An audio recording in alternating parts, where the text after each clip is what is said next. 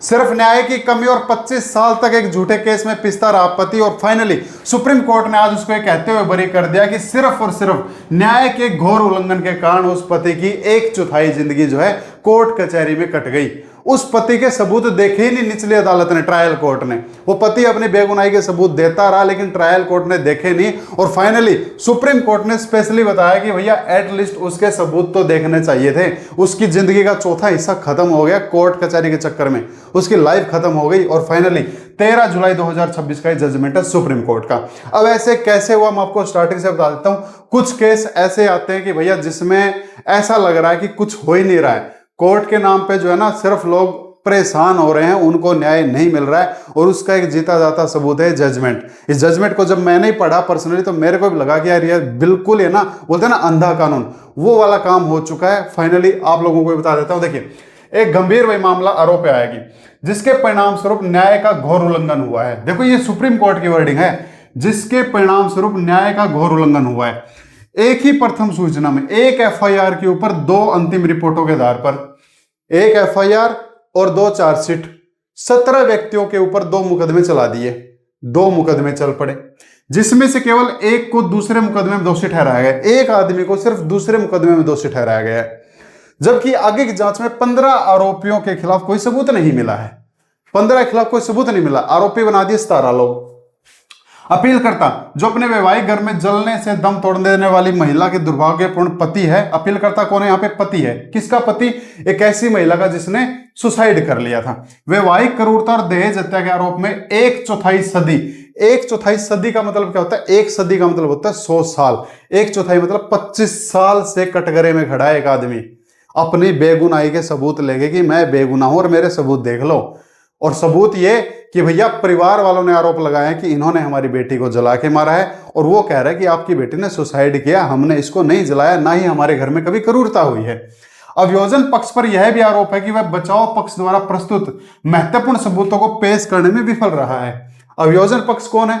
लड़की वाले। उनके ऊपर आरोप यह है कि भैया बचाव पक्ष द्वारा, बचाव पक्ष कौन? लड़के द्वारा प्रस्तुत महत्वपूर्ण सबूतों को पेश करने में जो है विफल रहा है वो, जिन्हें जांचकर्ताओं को आरोप पत्र दाखिल करने से पहले पता लेना चाहिए था। लड़की वालों के पास में ना तो कोई सबूत है, उन्होंने आरोप लगा दिए तो कोर्ट ने सजा भी सुना दी, और करता करता बंदा जो है ना, अब सुप्रीम कोर्ट में ऐसे ही नहीं आया, ट्रायल कोर्ट ने सजा सुनाई, फिर हाई कोर्ट गया होगा, हाई कोर्ट के बाद फिर सुप्रीम कोर्ट आया होगा। लड़की वालों के पास में कोई सबूत नहीं है, लेकिन लड़के वालों के पास जो सबूत थे वो कोर्ट ने देखे ही नहीं। ये बहुत बड़ी लाइन है कि न्याय का घोर उल्लंघन हुआ है। अब आगे देखते हैं। दोनों मामलों में अलग अलग पर्याप्त सबूत पेश किए जाने के बाद उन्हें एक साथ जोड़ दिया गया, यानी कि 2 तरह के मुकदमे थे। इस मामले के जो सबूत थे और इस मामले के सबूत थे, पुलिस ने क्या किया? दोनों को एक कर दिया, कड़ियां जोड़ दी। संयुक्त रूप से अतिरिक्त सबूत पेश किए जाने के बाद उन्हें अलग अलग कर दिया गया और अलग अलग सुनवाई की गई, फिर मुकदमे अलग कर दिए। पहले मामले में ससुर और सास जो 2 आरोपी थे बरी हो गए, उनको बरी कर दिया। दूसरे मामले में ऊपर हमने देखा ना, एफआईआर 1 थी, चार्जशीट 2 थी, तो दूसरे मामले में सास ससुर को बरी कर दिया। दूसरे मामले में जो और बाकी जो लोग थे, केवल पति दोषी पाया गया और पति के परिवार के 14 सदस्य बरी कर दिए। टोटल 17 लोग थे, सास ससुर और 15 में से 14 बरी कर दिए और एक था पति। विवाहित आदेश ने मामले के निचले अदालत ने वापस भेज दिया, और इस आधार पर कि दोषी आरोपी दूसरे मामले में गवाहों की जांच के दौरान उपस्थित नहीं थे। मामले को एक साथ जोड़ने से पहले अपील केवल दोषी पाए गए एकमात्र आरोपी द्वारा दायर की गई है, और यह अपील सिर्फ पति द्वारा दायर की गई है क्योंकि दोषी उसी को ठहराया गया है। अब आगे देखते हैं। घटना, यह मामला 2000 की घटना से संबंधित है। हमारा मानना था कि इस स्तर पर मामले को वापस भेजना केवल मामले को लंबा खींचना होगा। अभियुक्त के वकील ने एक अपीलीय मंच अर्थात उच्च न्यायालय को खोने की कीमत पर इस न्यायालय द्वारा मामले की योग्यता पर विचार करने पर सहमति व्यक्त की। सामने वाले वकील ने और लड़के के वकील ने जब सुप्रीम कोर्ट के अंदर आई है ना पिटीशन, तो इसके ऊपर कोई आर्ग्यूमेंट नहीं किया, बोला कोई बात नहीं, अगर न्याय हो रहा है सुप्रीम कोर्ट में तो दूसरे वकील ने कोई अड़चन भी नहीं डाली है कि देखो, राज्य के वकील ने भी कोई आपत्ति नहीं जताई है हमारे सामने जो अपील आई है। अब मुख्य बात यहां पे है, 13/4/2000 को कथित तौर पर 40% जलने की हालत में उसके ससुराल से पहले मिर्जापुर के जिला अस्पताल ले जाया गया, फिर इलाहाबाद के एक निजी नर्सिंग होम में भर्ती कराया गया, जहां कुछ दिनों बाद उसकी मौत हो गई। क्या यह दुर्घटना थी जैसा कि पति और ससुराल वालों ने दावा किया? यह सवे को पहुंचाई गई चोट थी या किसी के द्वारा प्रेरित थी या उसने किसी को मरने के लिए मोटिवेट किया था, जिसका कारण लगातार दहेज की मांगों से उत्पन्न क्रूरता थी। यही मुख्य प्रश्न है। मुख्य प्रश्न ये है कि उसने खुद को जलाया या किसी और ने उसको मजबूर किया। तो ये मुख्य क्वेश्चन ये है। 2/5/2000 को मौत हुई और 1/6/2000 को उसके परिवार वालों ने क्या करवा दिया, मायके वालों के ऊपर मुकदमा दर्ज करवा दिया। ऐसे में कौन सा मुकदमा दर्ज होता है, तो 304A का मुकदमा दर्ज हो जाएगा और 498A का मुकदमा दर्ज हो जाएगा, क्योंकि यहाँ पे डॉवरी डेथ हुई है। अब ये डॉवरी क्यों बनाया गया, तो उन्होंने बताया कि 50,000 रुपए दहेज की लगातार मांग थी जिसका जिक्र था, जबकि दुल्हन के परिवार वालों ने भाई शादी में बढ़ चढ़ के सब कुछ दिया था। उसके बाद भी लोगों ने जो है कॉन्टिन्यूसली उसको जो है दहेज के लिए टॉर्चर रखा। 31/10/2000 की अंतिम रिपोर्ट में शिकायतकर्ता की पुत्री ब्रिज कुमार के विवाह के बाद लगातार दहेज की मांग की शिकायत का संक्षिप्त विवरण है, जिसके तहत 498A और 304B और 34 का जो है इन्होंने मुकदमा दर्ज करवा दिया पति और 16 लोगों के खिलाफ में। अब काफी सारी चीजें इसके अंदर पर्सनली बताई गई है जो मैं आपको नहीं बताऊंगा। आप ये जजमेंट खुद पढ़ लेना। खुद कैसे पढ़ सकते हो, ये केस नंबर है, अभी का जजमेंट है 13 जुलाई 2026 का, देखो आपके सामने है, ठीक है। इसको आप डाउनलोड करके आराम से पढ़ लेना। लेकिन यहाँ पे घोर निंदा हुई है भाई कानून की, उन्होंने सबूत ही नहीं देखे। एक आदमी जो अपने सबूत साथ में लेके घूम रहा है, और ये भी एक बड़ी बात है कि वो आज तक अपने आप को बेगुनाह साबित करने के लिए इतना मोटिवेटेड है, वरना 25 साल तक तो कोई आदमी यही सोच लेगा भाई ये कानून, इंडिया कानून मेरे लिए नहीं है, छोड़ो, इससे अच्छा तो सजा काटो और एक साइड में हो जाओ। अभियोजन पक्ष दहेज की लगातार मांग, कटु वैवाहिक संबंध या ऐसी कोई अन्य परिस्थिति साबित करने में विफल रहा है। अभियोजन पक्ष कौन है, लड़की वालों के पास में कोई सबूत है ही नहीं कि उन्होंने हमारी लड़की को टॉर्चर किया था शादी से पहले या इस मौत के लिए जो है टॉर्चर किया गया है, जिससे निष्कर्ष निकाला जा सके कि पति के परिवार या केवल पति ने दहेज हत्या का अपराध किया हो। कोई ऐसा सबूत ही नहीं है जिससे कोर्ट ये देख सके कि भाई लड़की की जो डेथ है वो डोरी डेथ है या फिर इसको शादी से पहले जो है डोरी के लिए टॉर्चर किया गया है। पीड़िता को क्रूरता का शिकार बनाकर उसकी मृत्यु का कारण बनाया गया हो।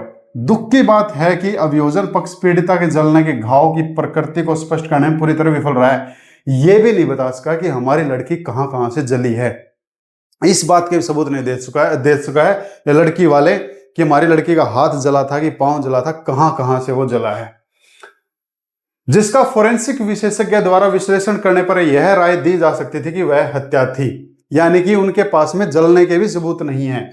आत्महत्या का मामला था या जैसा कि बचाव पक्ष का तर्क है केवल एक दुर्घटना थी। इस संदर्भ में हमें पोस्टमार्टम की अनुपस्थिति और इस संबंध में दिए गए असंतोषजनक स्पष्टीकरण पर जोर देना चाहिए। ना ही लड़की वालों के पास में पोस्टमार्टम रिपोर्ट है। उन्होंने सिर्फ ये बताया है कि हमारी लड़की को जला के मारा गया, वो कहां से तो जली है वो सबूत नहीं है, ना ही उसका पोस्टमार्टम है। सिर्फ ये कि दहेज के लिए हमारी लड़की को जला के मारा गया है। तो लड़की वाले प्रूफ नहीं कर चुके हैं, ये देखो आपके सामने है। इसके बाद ठोस गवाहियां और विश्वसनीय दस्तावेज के अप्रतिबंधित रहने के बावजूद बचाव पक्ष के साक्ष्य को बिना किसी वेद कांड के पूरी तरह नजरअंदाज कर दिया गया। मैं दोबारा पढ़ देता हूं लाइन। बचाव पक्ष का मतलब होता है पति पक्ष के साक्ष्यों को बिना किसी वेद कांड के, कोई बिना किसी कारण के, बिना किसी रीजन के पूरी तरह से नजरअंदाज कर दिया। लड़के वालों के सबूत देखे ही नहीं, लड़की वालों के पास सबूत है नहीं, लड़के वालों के पास में सबूत है, उनके सबूत देखे नहीं। तो एक पार्टी के पास सबूत नहीं और दूसरे के सबूत देखे नहीं, फिर कोर्ट ने फैसला कैसे सुना दिया कि जाओ भेज दो इनको डोरी डेथ के लिए। अभियोजन पक्ष आरोपों के संदेह से परे साबित करने में विफल रहा है, और यहां तक कि अभियोजन पक्ष यानी कि लड़की वाले जो है उन्होंने जो आरोप भी लगाए ना वो उनको साबित करने में विफल रहे हैं। यानी कि एक तो सबूत नहीं है, उसके बावजूद उस स्टोरी को भी वो साबित करने में विफल रहे हैं, और संबंधित परिस्थितियां बचाव पक्ष के साक्ष्यों के साथ मिलकर निर्दोषता की एक संभावित परिकल्पना प्रस्तुत करती है। सिर्फ और सिर्फ क्या एक ये कल्पना है कि इन्होंने हमारी बेटी को ऐसे जलाया होगा, लेकिन कोई सबूत नहीं है, और जो आरोप लगाए हैं वो खुद साबित भी नहीं कर पाए हैं। निचली अदालत को बचाव पक्ष के साक्ष्यों पर उतना ही ध्यान देना चाहिए था जितना कि अभियोजन पक्ष के साक्ष्यों पर दिया जाता है। एटलीस्ट लड़के वाले जो सबूत दिखा रहे थे निचली अदालत को वो तो देखने चाहिए, नजरअंदाजी कर दिया। बचाव पक्ष के साक्ष्य पर अविश्वास, संदेह, संचय की दृष्टि से देखने का कोई कारण नहीं है। उन्होंने उनको नजरअंदाजी कर दिया कि ये तो शायद झूठे सबूत ले गए। देखो अविश्वास वर्ड लिख रखा है। आरोपी अपनी निर्दोषता साबित करने के लिए बाध्य नहीं है। एक बात और भी लिख दी, आरोपी मतलब लड़के वाले, अपने आप को निर्दोष साबित करने के लिए भी बाध्य नहीं है। जिसने आरोप लगाया है वो साबित करे, और जब वो साबित ही नहीं कर पाया, जब उसने सबूत नहीं दिए, तो फिर उसको सजा क्यों सुनाई? और यदि अभियोजन पक्ष द्वारा प्रस्तुत असंतोषजनक साक्ष्यों का बचाव पक्ष द्वारा प्रस्तुत साक्ष्यों से कोई उचित संदेह उत्पन्न होता है तो इसका लाभ आरोपी को मिलना चाहिए। और अगर वो लोग यानी कि लड़की वाले अगर साबित ही नहीं कर पा रहे हैं, उनके पास सबूत नहीं है, इसका मतलब उसका लाभ किसको मिलना चाहिए? लड़के वालों को, उसका आरोपी को लाभ मिलना चाहिए। पर कोर्ट ने ऐसा नहीं किया।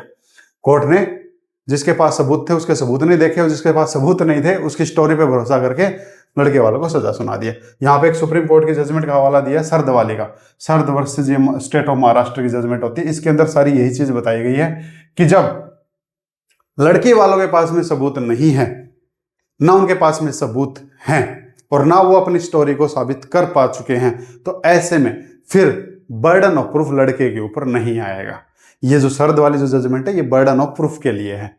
वैसे तो 304B का जो बर्डन ऑफ प्रूफ होता है वो लड़के वालों के ऊपर होता है, लेकिन वो तब जब लड़की वालों के पास में पर्याप्त सबूत हो। लेकिन लड़की वालों के पास अगर पर्याप्त सबूत नहीं है तो सरद वर्सेस जो है स्टेट ऑफ महाराष्ट्र यही कहता है कि भैया अब बर्डन ऑफ प्रूफ लड़की वालों के ऊपर ही रहेगा। इस मामले को समाप्त करने से पहले कोर्ट कह रहा है, सुप्रीम कोर्ट कह रहा है कि इस मामले को हम खत्म करने से पहले गाइडलाइन दे रहे हैं। क्या गाइडलाइन दी है? उपरोक्त मामले में हुए न्याय के घोर उल्लंघन पर ध्यान देने के लिए विवश हैं। हम मजबूर हो गए हैं कि भाई अब तो कुछ बोलें कि ट्रायल कोर्ट ने इतना जो कर रखा है, जिसमें 17 व्यक्तियों केवल इस आधार पर कटघरे में खड़ा किया कि उनका पीड़िता से वैवाहिक संबंध था। 17 लोगों पर मुकदमा चलाने की वजह यही थे कि ये उस पति के रिश्तेदार थे, सिर्फ इसलिए। जबकि संभव पीड़िता अपने वैवाहिक घर में लगी आकस्मिक आग में झुलस गई थी। हाई कोर्ट को भी 25 वर्ष पूर्व कथित अपराध के लिए दोषी के विरुद्ध आपराधिक अपील का निपटारा करते समय अधिक सावधानी बरतनी चाहिए थी। जब 25 साल के बाद में हाई कोर्ट के पास में भी अपील आई थी तो हाई कोर्ट को भी तो चीज देखनी चाहिए थी। वो लड़के वालों के पास में सबूत और लड़की वालों के पास में नहीं, और 17 लोग इस मुकदमे में फंसे रहे। लापरवाही भरा दृष्टिकोण, ये देखो क्या लिख रखा है, लापरवाही लापरवाही लापरवाही लापरवाही। लापरवाही वर्ड किसकी लापरवाही है समझ गए होंगे आप। भरा दृष्टिकोण इस बात से स्पष्ट है केवल कुछ गवाहों से जिरह करने का अवसर न मिलने के कारण ही रिमांड आदेश जारी किया गया, जिनकी गवाहियां महत्वहीन थी, और 70 न्यायालय के विवादित आदेश में केवल उन्हीं गवाहों पर विचार किया गया जिन्हें अभियुक्त अपीलकर्ता मुकदमे में पेश किया गया था। और इस सारे मसले को देखते हुए अपीलकर्ता आरोपी को बरी करते हैं और इस मामले के आदेश को जो है हिरासत के आदेश को हम रद्द करते हैं। 13 जुलाई 2026 का जजमेंट, सुप्रीम कोर्ट का जजमेंट है। 25 साल तक, तो ये बड़ा दुख होता है। एक आदमी अगर हम जर्नली भी मान के चलें 25 साल की उम्र में अगर किसी की शादी हुई हो और 25 साल तक अगर वो ऐसे केस में फंसा रहे तो आज उम्र 50 साल हो गई होगी, जवानी तो खत्म। और सिर्फ किस लिए? और दुख होता है भाई जब किसी आदमी के पास में सबूत होता है ना, और वो कोर्ट को चीख चीख के कह रहा है कि मेरे सबूत तो देख लो, उसके बाद भी अगर उसके सबूत नहीं देखे जा रहे हैं तो उसको दुख होता है कि यार ये पता नहीं कैसा क्या कानून है देश का, कि एक पार्टी के पास सबूत नहीं है फिर भी उसकी बात पे विश्वास है, और हमारे पास सबूत है तो फिर भी हमारी बात पे विश्वास नहीं है। और 25 साल किसी के खराब हुए हैं वो वापस नहीं आएंगे। पैसा प्रॉपर्टी सब वापस आ जाता है, गया हुआ टाइम वापस नहीं आता है। और ये चीज़ बहुत ही बड़ी है, जिसको ये चीज़ समझ में आ जाती है ना कि टाइम वापस नहीं आएगा, वही बंदा मैच्योर होता है। जो मैच्योरिटी की हम डेफिनेशन देते हैं वही मैच्योर है जिसको ये नॉलेज है कि टाइम वापस नहीं आएगा। इसलिए वो हर टाइम को अपना एंजॉय करो। और 25 साल तक एक आदमी के साथ में ऐसा हुआ, ये गलत हुआ है। हालांकि सुप्रीम कोर्ट ने भी कहा कि सिर्फ न्याय की घोर उल्लंघन के कारण एक आदमी के, एक इंसान के साथ में गलत हुआ है कि 25 साल तक वो पिसता रहा। तो इस जजमेंट था सुप्रीम कोर्ट का। आपकी उसके ऊपर क्या राय है? एक चीज और बता देता हूं, ऐसे जजमेंट का आप लोग भी बेनिफिट उठा सकते हो। अगर कोई ऐसे किसी झूठे केस में फंसा हुआ है जिसको लग रहा है कि भाई सेम मेरे साथ में भी ऐसा हो रहा है, इसके अंदर ना 2-3 गाइडलाइन बताई है, आप उनको यूज कर सकते हो। जैसे कि एक तो लड़की वालों के पास में सबूत होना चाहिए।